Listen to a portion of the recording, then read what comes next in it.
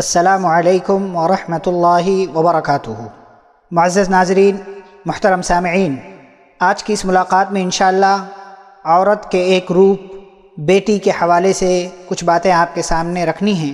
یہ مضمون بھی دراصل دکتور وسیم المحمدی المدنی حفظہ اللہ کا ہے، اور میں خلیل الرحمن سنابلی اپنی آواز میں آپ تمام سامعین و سامعات تک پہنچانے کی کوشش کر رہا ہوں۔ بیٹی اللہ تعالیٰ کی عظیم نعمت ہے۔ یہ دنیا میں باعث انسیت و سعادت اور قیامت کے دن جہنم سے نجات کا سبب ہے۔ یہ وہ الہی عطیہ ہے جو انبیاء کو خصوصی طور سے عطا کیا گیا۔ یہ وہ اہم، اعلیٰ اور کشادہ ظرف مخلوق ہے جس نے ذریت انبیاء کی حفاظت کی اور ان کی نسل کو آگے بڑھایا۔ بیٹی باعث برکت اور باعث سعادت ہوتی ہے۔ وہ گھر کے خوبصورت چمن کی سب سے نازک کلی اور اس کے باغ کا سب سے خوبصورت پھول ہوتی ہے۔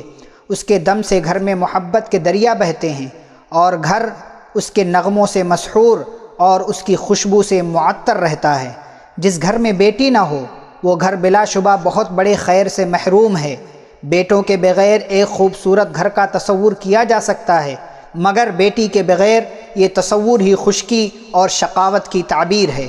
بیٹی گھر میں چہچہاتی ایسی چڑیا ہے جس کے بغیر گھر کے در و دیوار سناٹا اور وحشت برسانے لگتے ہیں۔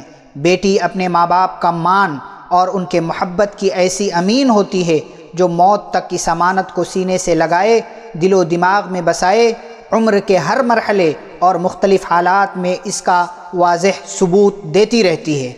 ایک باپ جب دنیاوی مصروفیات سے تھکا ہارا گھر واپس آتا ہے تو بیٹی اس کے قدموں سے چمٹ اور اس کے دامن سے لپٹ جاتی ہے۔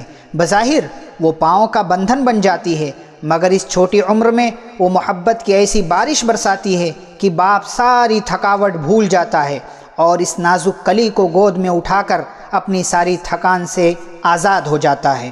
بیٹی جب کچھ بڑی ہوتی ہے تو اپنی ماں کا سہارا اور اپنے بھائیوں کی سراپا خدمت گزار بن جاتی ہے، اور جب سنت الہی کے مطابق گھر چھوڑ دیتی ہے اور کسی اور کے زیر تسلط و زیر نگرانی ہو جاتی ہے، تب بھی وقت نکال کر والدین کی خدمت کرتی ہے۔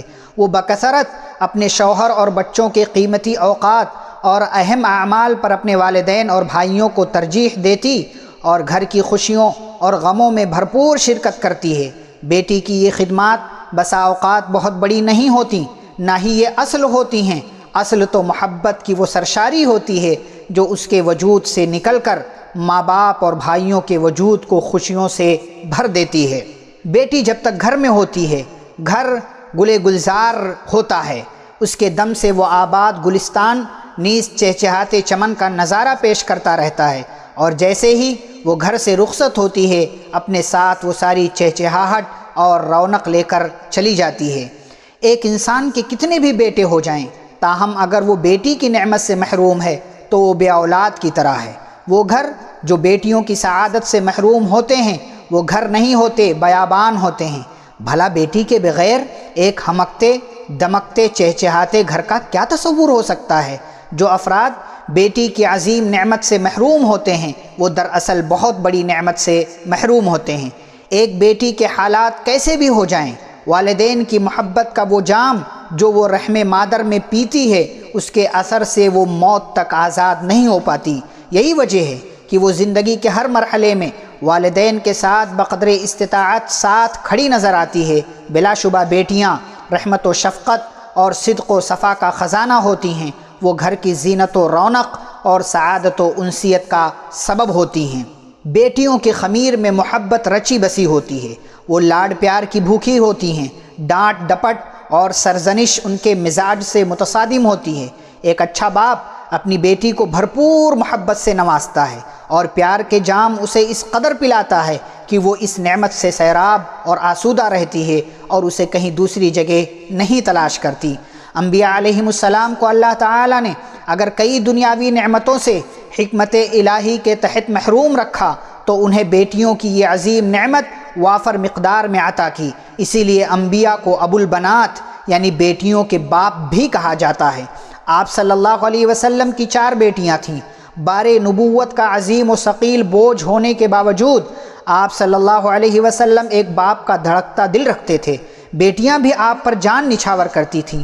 بیٹیوں سے آپ کا تعامل مثالی تھا، جس میں ایک باپ کے لیے بے شمار دروس و عبر اور اسباق و تعلیمات پنہاں ہیں۔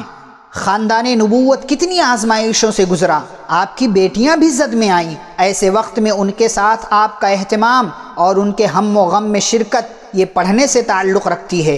وہاں آپ ایک ایسے شفیق باپ اور مہربان پدر نظر آتے ہیں جو بشریت کے تمام تقاضے پورے کرتا دکھائی دیتا ہے۔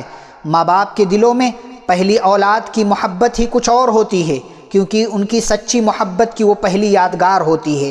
پھر اگر وہ بیٹی ہے تو یہ محبت اور دو آتشہ ہو جاتی ہے، کیونکہ محبت کو جنم دیتی ہے، اور عورت کا تو خمیر ہی محبت سے تیار کیا گیا ہے۔ غزوہ بدر میں جب آپ کی بڑی بیٹی زینب رضی اللہ عنہا کے شوہر ابو العاص بن ربیع رضی اللہ عنہ گرفتار ہو کر مدینہ آئے، جو اس وقت مسلمان نہیں ہوئے تھے، تو زینب رضی اللہ عنہا نے فدیے میں وہ ہار بھیجا جو دراصل آپ صلی اللہ علیہ وسلم کی غمگسار اور محسن بیوی خدیجہ رضی اللہ عنہا کا تھا۔ ہار دیکھ کر جہاں بیٹی کی قسم پرسی یاد آئی کہ اس نے اپنے شوہر کو چھڑانے کے لیے ماں کی اہم یادگار کو قربان کر دیا تھا، وہیں خدیجہ کی یاد نے پرانے یادوں کو تازہ کر دیا۔ پرانے زخم ہرے ہو گئے، آنکھوں سے آنسو نکل آئے، اور صحابہ کرام سے اجازت لے کر بلا فدیہ شوہر کو چھوڑ تو دیا، تاہم بیٹی زینب کو عزت کے ساتھ مدینہ بھیجنے کی شرط لگا دی۔ شوہر نے اس عہد کو پورا کیا اور زندگی بھر آپ صلی اللہ علیہ وسلم کی تعریف و توصیف کا حقدار قرار پایا۔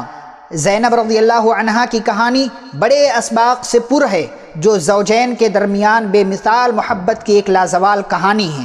پہلے تو ان کی زندگی شوہر اور باپ کے درمیان ہچکولے کھاتی رہی، پھر جب شوہر اور باپ دونوں مل گئے تو زندگی ہی دغا دے گئی۔ شوہر پر ایسی باوفا اور باکردار بیوی کا جدائی کا ایسا بار پڑا کہ غم کے اس پہاڑ تلے وہ دب کر رہ گیا، اور کچھ ہی دنوں بعد وہ بھی اس سے جا ملا۔ جنتی عورتوں کی سردار فاطمہ رضی اللہ تعالی عنہا آپ صلی اللہ علیہ وسلم کی لاڈلی بیٹی تھیں، آپ کے جگر کا ٹکڑا تھیں۔ دونوں میں مشابہت اس قدر تھی کہ چال ڈھال تک یکساں اور ملتی جلتی تھی۔ وہ جب بھی آپ صلی اللہ علیہ وسلم سے ملنے آتی، آپ صلی اللہ علیہ وسلم کھڑے ہو جاتے، ان کا بوسہ لیتے، پھر انہیں اپنی مبارک جگہ پر بیٹھاتے۔ جب علی رضی اللہ تعالی عنہ نے ابو جہل کی بیٹی سے شادی کا ارادہ کیا، فاطمہ رضی اللہ عنہا روتے ہوئے آپ صلی اللہ علیہ وسلم کے پاس آئیں اور یہ کہہ کر ایک باپ کی محبت کو چیلنج کر دیا کہ لوگ تو اب یہ کہنے لگے ہیں آپ نہ اپنی بیٹیوں کا دفاع کرتے ہیں، نہ ہی ان کی خاطر غصہ ہوتے ہیں۔ اب دیکھو، علی نے ابو جہل کی بیٹی کو میری سوکن بنانے کا ارادہ کر لیا ہے۔ آپ صلی اللہ علیہ وسلم نبی بھی تھے اور باپ بھی۔ بیٹی کی تکلیف کو محسوس کر کے تڑپ اٹھے اور شرعی مصالح کا اندازہ کر کے غیظ و غضب میں آ گئے۔ اعیان صحابہ کو پکارا، مسجد نبوی میں سب کو جمع کر کے لرزہ دینے والا خطبہ دیا۔ علی رضی اللہ تعالی عنہ پر اپنے احسانات یاد دلائے، فاطمہ کا مقام و مرتبہ بتایا، اور اس شادی سے جو مسائل پیدا ہونے والے تھے اس کی طرف اشارہ کیا، اور صاف صاف یہ کہہ دیا کہ فاطمہ میرے جگر کا ٹکڑا ہے۔ فاطمہ میرے جگر کا ٹکڑا ہے۔ جس چیز سے اسے تکلیف پہنچتی ہے اس کے باپ کو بھی اس بات سے تکلیف پہنچتی ہے، اور جس چیز کی وجہ سے اسے غصہ آتا ہے اس کے باپ کو بھی اس سے غصہ آتا ہے۔ اور پھر وہیں کھل کر یہ اعلان کر دیا کہ علی یہ شادی نہیں کر سکتے، رسول کی بیٹی اور دشمن رسول کی بیٹی ایک گھر میں جمع نہیں ہو سکتی۔ علی رضی اللہ تعالیٰ عنہ کو اس قدر سنگینی کا اندازہ نہیں تھا، وہ کبھی آپ صلی اللہ علیہ وسلم کو ناراض نہیں دیکھ سکتے تھے۔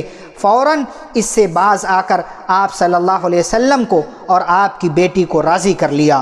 جب آپ صلی اللہ علیہ وسلم کی وفات کا وقت آیا تو فاطمہ رضی اللہ عنہا کا دل بے چین ہو اٹھا۔ غم کا ایک پہاڑ تھا جو سر پر آ چکا تھا، دریائے حزن کا اضطراب تھا کہ تھمنے کا نام نہیں لے رہا تھا، آنسو تھے کہ رکنے کا نام نہیں لے رہے تھے، جب تک آپ صلی اللہ علیہ وسلم نے یہ نہیں کہہ دیا کہ سب سے پہلے مجھ سے تم ملو گی، تب تک ہونٹوں پر مسکراہٹ نہیں آئی۔ مگر پھر بھی عقل یہ بات سمجھنے سے قاصر ہے کہ ایک بیٹی کی وہ کون سی محبت تھی جو خاندان نبوت میں آپ صلی اللہ علیہ وسلم کے بعد سب سے پہلے اپنے مرنے کی خبر سن کر ہنس رہی تھی۔ بلا شبہ باپ کی یہ ایسی محبت تھی جس کی مثال ملنا تاریخ انسانی میں بہت ہی مشکل ہے۔ پھر دنیا نے دیکھا کہ باپ کے رخصت ہونے کے بعد محبت کا یہ پیکر جب تک زندہ رہا اس کے لبوں کو مسکراہٹ چھو کر نہیں گزری، اور کچھ ہی دنوں بعد یہ بے چین محبت باپ سے ملاقات کرنے سفر آخرت پر روانہ ہو گئی۔ آپ صلی اللہ علیہ وسلم کی اس عملی سنت اور بیٹیوں کی اس عظیم اور لازوال محبت کا تقاضا یہ ہے کہ ان کی اچھی تربیت کی جائے، انہیں تعلیم کے زیور سے آراستہ کیا جائے، انہیں بھرپور محبت دی جائے، ان کے ناز نخرے برداشت کیے جائیں، انہیں ہرگز بوجھ تصور نہ کیا جائے، بلکہ انہیں سعادت کا سبب اور برکت کا باعث سمجھا جائے۔ والسلام علیکم ورحمۃ اللہ وبرکاتہ۔